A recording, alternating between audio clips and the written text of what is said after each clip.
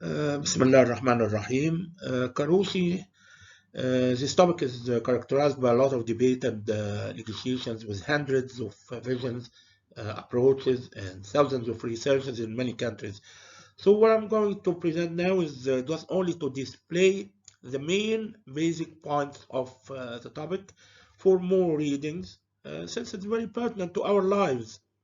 Especially we found it hyping up among those who are working the medical field. I mean us. I believe that we as occupational medicine physicians should apprehend the responsibility or our responsibility to dedicate the consciousness of work owners towards the precious workers they have. If we have to start the story from the very beginning, we have to mention that after the Second World War, countless Japanese have committed themselves to work as a form or in a form of living that may lead to death in order to why? In order to justify their not having died when their friends, brothers, and families already dead. Among the Japanese, this was designated or was known as Nogi syndrome. It's a Japanese word.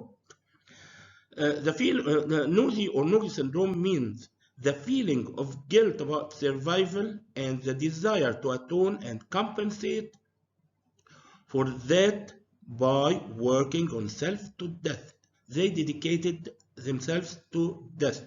So it's a matter of devotion to the dead. It's a matter of devotion to their friends and families and friends. It's an attitude towards death to be found amongst many Japanese who were living according to the pre-World War II values. So they are committed to the ideal of devotion to the dead. Again, their lives seem nothing. Their lives seem to have death orientation. That's why the psychologists have called it survivor syndrome. Okay, there is a Japanese word also known as hibakusha. This syndrome takes many forms, including that concerning the hibakusha. What's hibakusha? It's the survivor of Hiroshima, in which the grief and shock at the death of someone close to him may lead people to behave in a manner that shows marked indifference as to whether they themselves live or dead. They continue to live, but with no regard for themselves. It doesn't matter again. They seek just only to justify their continued existence while their friends, brothers, and families are dead. But we cannot deny that also in addition or besides that feeling, we cannot ignore that self-dedication for work was a tool for economic amendments and repair after the war extensive demolition and devastation.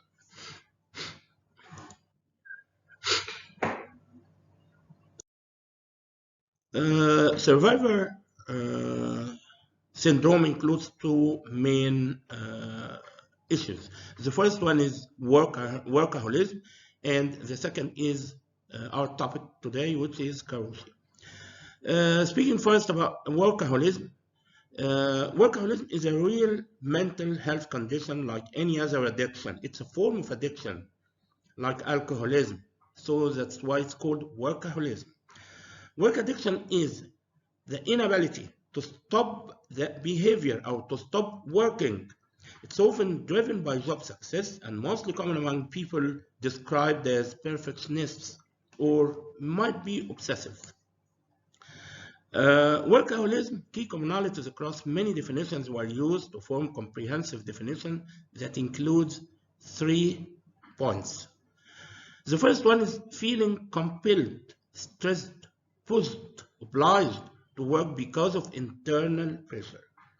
This is usually due to certain personality trait. Might be another causes, but usually it's due to certain personality trait. This person usually feels that he is unsafe without working, maybe to prove himself as a strong, independent person, or might be due to prove to the responsible or to the mudir that he's an irretrievable worker and cannot be replaced. In any way, when one feels overwhelmed or stressed at work, he usually loses confidence and may become angry, irritable, or withdrawn. Other signs and symptoms of excessive work. The second character of workaholism is having persistent or continuous thoughts and ideas about work when not working. What does it mean? It means that this person usually has ideas, thoughts. He is usually thinking about what he has to do in the job, but where? During sleeping, in his home, with his friends in the club, with his family in cinema. So workaholism is not just long hours on the job. It may disturb and distort the whole biological rhythm and whole life of one's life and deprive him of good sleeping, for example, or interfere with social activities. This may be repercussed on his own life and even more on his work with an expected end result that's usually depression and may even tendency of suicide or even hurting others. The third character of workaholism is working beyond or more than what's reasonably expected of the worker as established by the requirements of that job or basic economic needs for longer hours and during weekend. This is despite the potential for negative consequences, like in army, like in martial issues. Uh, we can repeat what we have said in point one. This is usually due to certain personality traits. This person usually feels that he's unsafe without working, maybe to prove he's a strong man or man. Same words. Okay, I believe that we have to have another presentations about workaholism, but in detail. This will be inshallah later. Now we are at our target today, which is Karoshi.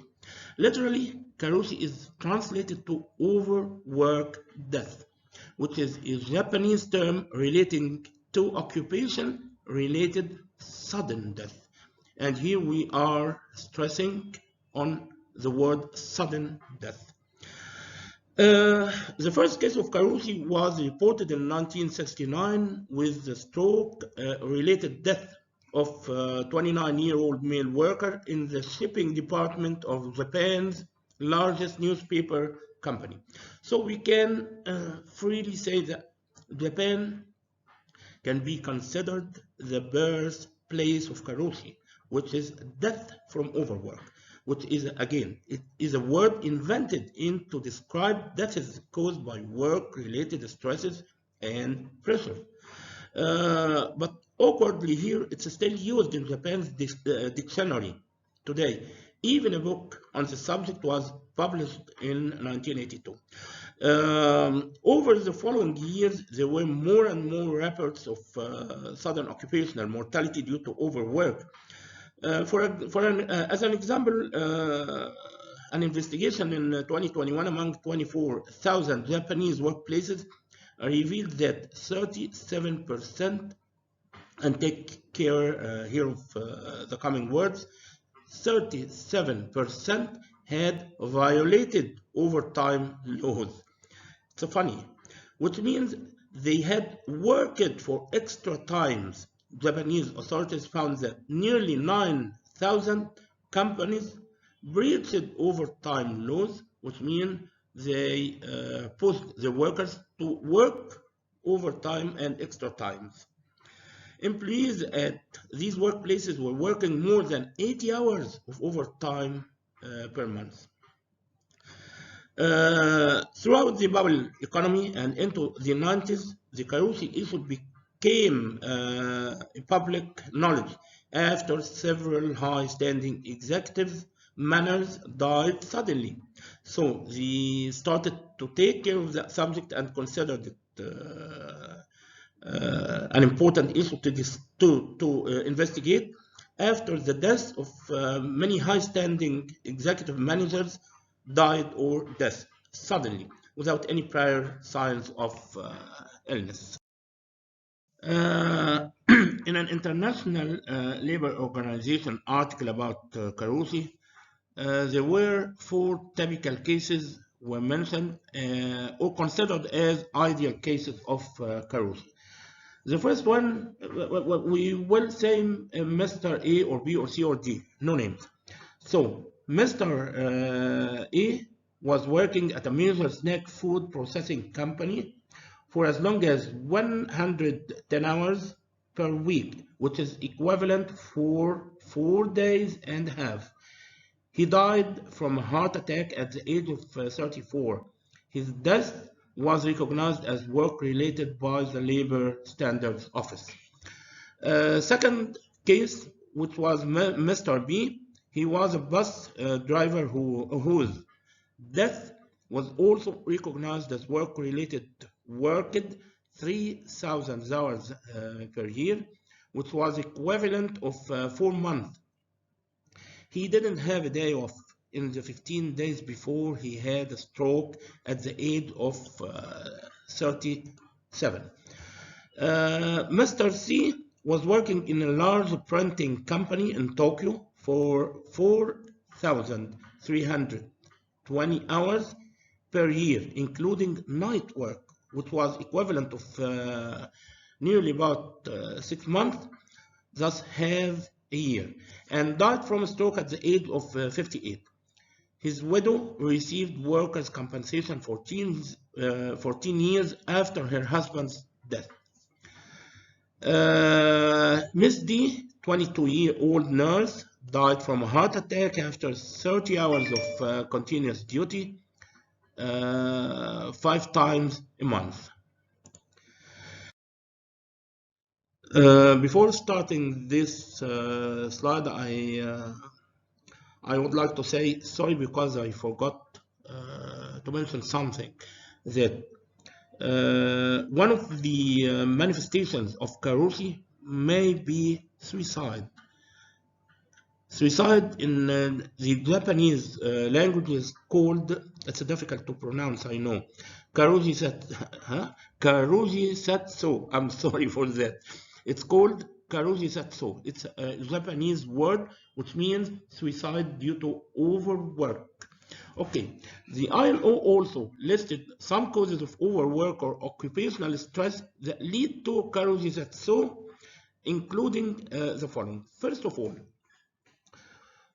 night or late night or holiday work. A person working all the nights or working late night, very late night, or during the holiday. This happened during the long-term economic recession after the collapse of the bubble economy in 1980s and 90s, definitely in all the world, but as I mentioned before, it was very used in Japan. So many companies in Japan reduced the number of employees without reducing the amount of work, which means forcing each employee to work longer and harder and more hours under more and more stress. Definitely, this may lead or may push a worker to kill himself. Second point, stress accumulated due to frustration at not being able to achieve the target or achieve the goals set by the company. Again, even in economic recession, companies tend to demand excessive sales efforts from their employees and require them to achieve, sorry for that sound, and requires them to achieve or to verify better results. This increases the psychological stress burden placed on the employees at work. If you find yourself not able to verify the target which is required from you, this is a very bad or very kind of stress. Third point, forced resignation or sudden forced resignation, discharge, and bullying during work. For example, employees who worked for company for many years and considered themselves as loyal to the company were suddenly asked to leave that job, were asked suddenly to resign because of the need of staff cutbacks, to decrease salaries, for any reason. You find yourself suddenly at or in street. Fourth point, suffering of middle management. Uh, they were often in a position to lay off workers and torn between implementing a corporate restructuring policy or protecting their staff. Uh,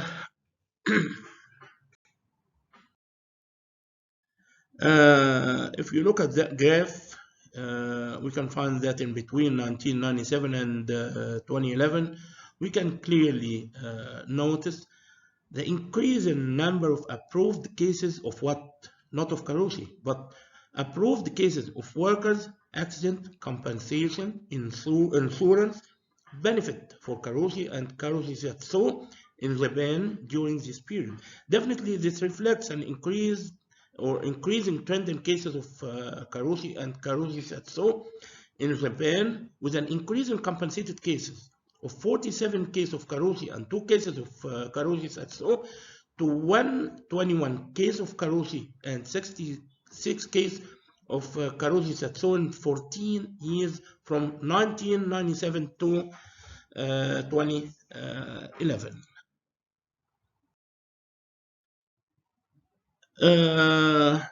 Now we can say overtly and freely that working long hours poses an occupational health risk that kills hundreds of thousands of people each year.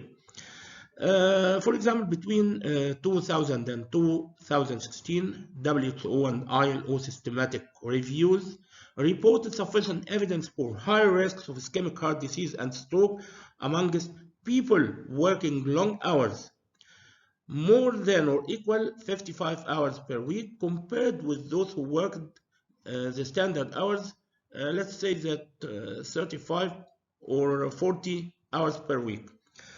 This article presents the WHO joint estimates of global, regional, and national exposure to long working hours for 194 countries, in addition to the attributable burdens of ischemic heart diseases and stroke for 183 countries by sex and age. In all, more than 745,000 people died only in 2016 from overwork that resulted in stroke and heart diseases. 745,000 people died only in 2016. Between 2000 and 2016, the number of deaths from heart diseases due to overworking or working long hours increased by 42%, and from stroke by 90%. So during that period, 42% increase in deaths due to cardiovascular or heart diseases, and 19% from stroke. The study found the highest health burdens from overworking men. Definitely, we are very poor, men are very poor, and in workers who are middle-aged or older. Regionally, people in Southeast Asia and the Western Pacific region had the most exposure to the risk. People in Europe had the lowest exposure.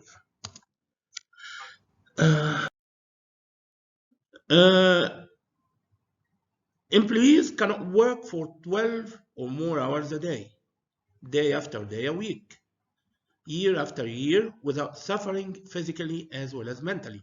Nobody, no person, no worker, no employee can tolerate 12 hours or more working 7 days, year after year, without getting cardiovascular or stroke, or even find himself pushed to kill himself. In 1988, the labor force survey reported that almost 1/4 of the male working employees worked over 60 hours per week, which is 50% longer than a typical 40-hour weekly working schedule. Working 55 hours or more per week is a serious health hazard. So, realizing the seriousness and widespread nature of this emerging problem, a group of lawyers and doctors set up what's known as Karoshi hotlines that are nationally available, dedicating to help those who seek consultation on Karoshi related issues. What we really want to know now is what's the right number of hours to work. No one can give an exact answer, and we don't just have a tangible number we can advise anybody. But it was recognized that employees, we said it before, no one can work for 12 hours or more every day per week, year after year, without getting hurt. The classic 8 hours labor, 8 hours recreation, 8 hours rest no longer holds up for everyone. It's not suitable anymore for everyone and cannot be applied for everyone. Even the classic breakdown of weekend is falling by the wayside. With an increases in burnout that becomes a bigger issue among millennials and the entire workforce, experts are reopening the debate or discussion over just how many hours an ideal work week should be. For example, the Swedish government tried cutting workers to 6 hours to increase productivity, and it seemed to be effective with them. It decreases the incidence or the incidence of Karoshi for certain point. Some Singaporean companies purposefully end the workday at 3:30 p.m. so employees to enjoy cultural activities in the afternoon. So definitely we can say that work hours per week, one size fits nobody. We cannot define or advise certain hours to work to be safe. The classic 8 hours, as I mentioned before, the classic 8 hours labor, 8 hours recreation, 8 hours rest, no longer holds up for everyone. Now we have to ask ourselves, considering the pandemic of COVID-19, does it have any impact on Karoshi? The COVID-19 pandemic has significantly changed the way many people work. However, while the pandemic has worsened the working conditions, health, and well-being of many people, it also has presented a window of opportunity to rethink how we work, how we learn, and how to amuse ourselves. So we have been working for more than 30 years brutally to extreme exhaustion, and many times without realizing it or asking ourselves if this is normal, if this is peaceful. So having the work at home, it's more challenging to set limits or to make a new limits and establish a proper work-life balance. And here is work-life balance is very important because it allows us to dedicate necessary parts of our time to leisure, to personal care, to family care, to friends. So Japanese lawmakers are debating whether companies should offer their staff the option of a regular 3-day weekend, hoping that more relaxed workers will be less at risk of karoshi or death by overwork. For decades, Japan has handled the problem of people overworking themselves to death. Now it's a global issue. It's now not only limited within the borders of Japan. In 1990s, the stories of mostly middle-aged businessmen, I told you before that middle-aged businessmen working so many hours that they would drop dead without any prior causes, from bodily failure or choose to end their lives by suicide, rather than return to their offices. This were received outside Japan as a peculiar cultural phenomenon. The pandemic has triggered widespread concerns about the physical and psychological toll of prolonged stress, sleep deprivation, and social isolation. Japan's Karoshi culture was a warning that we didn't listen to. Few decades later, the idea isn't so alien or unfamiliar or strange. It's well known now among all the world. Statistics show that Americans work longer hours than the majority of other countries. So it reached America. 137 hours per year more than Japanese. 260 per year more than in UK, according to certain study.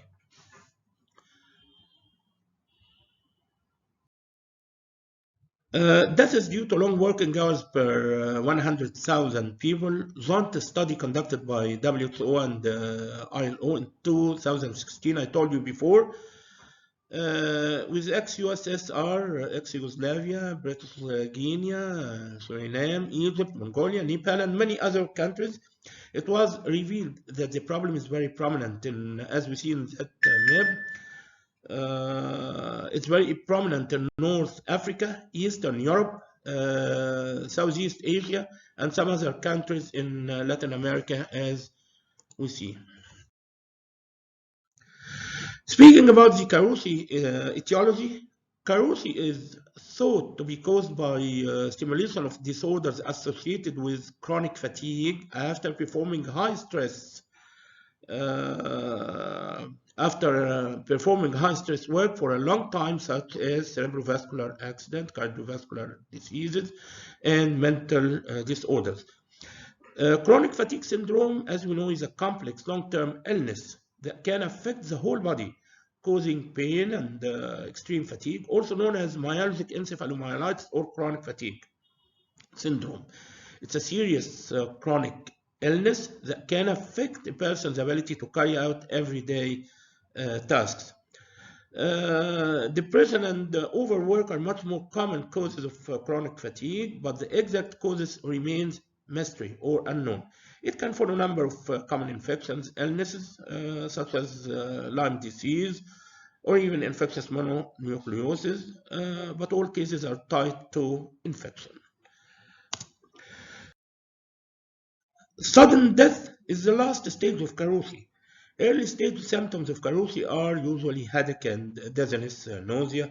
At this stage, the body of people suffering from Karoshi already gives signs that they cannot work too much anymore, but usually they just ignore it. They tend to work more and more, harder and harder, and eventually will die by the end. People suffering from Karoshi usually feel drained and have irregular heartbeats. Sometimes they also feel difficult to breathe. So irregular heart rate is one of the manifestations of Karoshi. Also, headache with dizziness, hearing loss, fatigue, and vertigo may be manifestations of stroke. Also, working too much can even give mental disorders.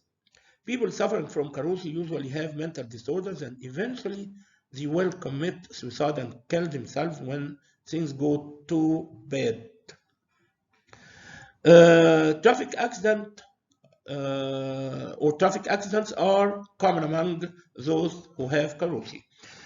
Why? Because people suffering from Karoshi are usually lack or having lack of sleep.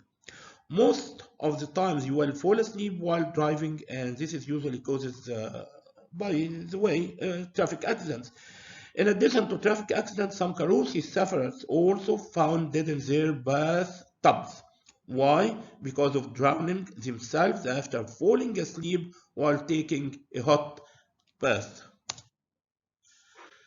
Uh, okay, regardless the manifestations of Karoshi, many studies were conducted to set new criteria for establishing the diagnosis of overwork-related deaths that necessitated a new definition of overwork. This definition increased actually the number of recognized cases. There are 35 synonyms, antonyms for the overwork. It might be uh, overburden, overused, worked too hard, tried, worn out, many names for overwork. But overwork is the expression used to define the cause of working too hard, too much, or too long. It can be also related to the act working beyond one's strength or capacity. One working beyond his strength or beyond his capacity, causing physical and or mental distress in that process.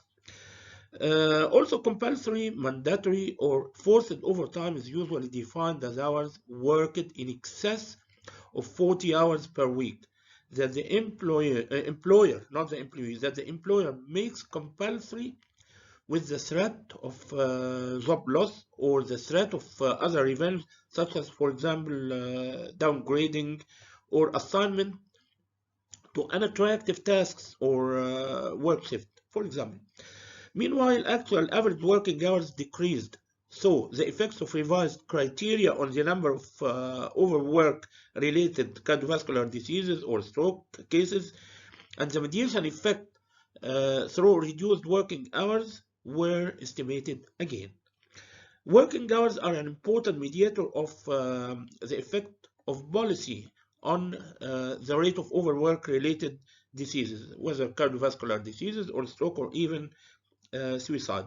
So, introducing new criteria for recognizing overwork-related diseases might raise the awareness and prompt reductions in working hours, which also can help to reduce the diseases resulting from Karoshi, like cardiovascular or stroke or even death. Now, the question, does Karoshi has an effect on family? Definitely, yes, because suppose the father or the man of the family decided to suicide and kill himself. Suicide can be induced by overwork-related stress, as we know before, or when people are dismissed, discharged, for example. The dead person's families demand damages when such deaths occur. Life insurance companies started putting one-year exemption clauses in their contracts. They did this so that the person must wait 1 year to commit. He decides he worked for 1 hour after issuing an insurance to decide death, to commit suicide in order for the family to receive the money. So the insurance companies consider suicide 1 month or 2 months before, for example, after the contract as some sort of fraud of that family. Overworking has been found to have a negative effect on families as well. For example, men who became too busy with their jobs, for example, think less about their families. There is high family depression as a result. These men usually often less involved in family life as they continue to work and see that family as something that's keeping them away from work. Those persons consider their families taking them away of the work they love or they adore.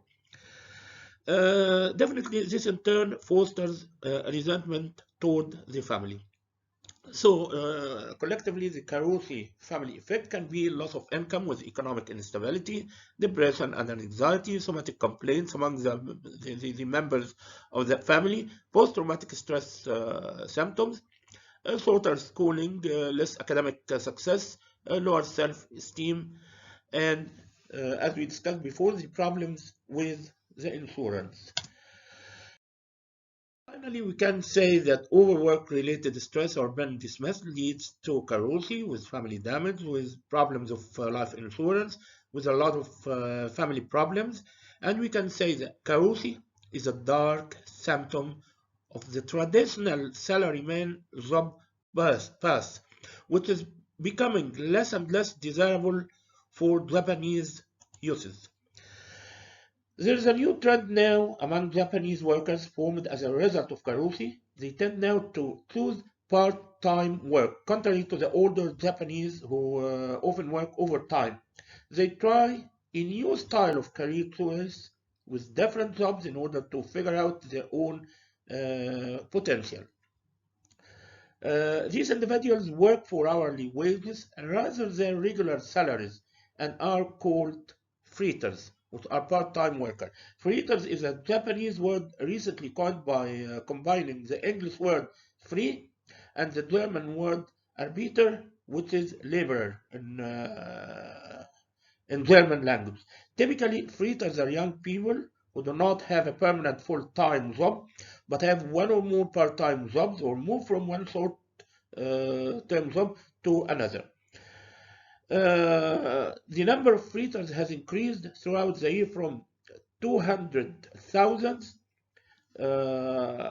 from 200,000 in 1980s to, let's say, to about the double, 400,000 in 1997. Sorry. Lastly, but not last, how to confront Karoshi. The most crucial issue in the prevention of Karoshi is how to improve the work environment, including the adjustment of working hours, reduction of occupational stress, for example, enhancement of welfare programs and social support. So I see it's a responsibility of three partners. First of all, the government, which is responsible as a policymaker. They should promote shorter working hours, make health services really accessible, encourage voluntary health examination, and enhance the effectiveness of medical care.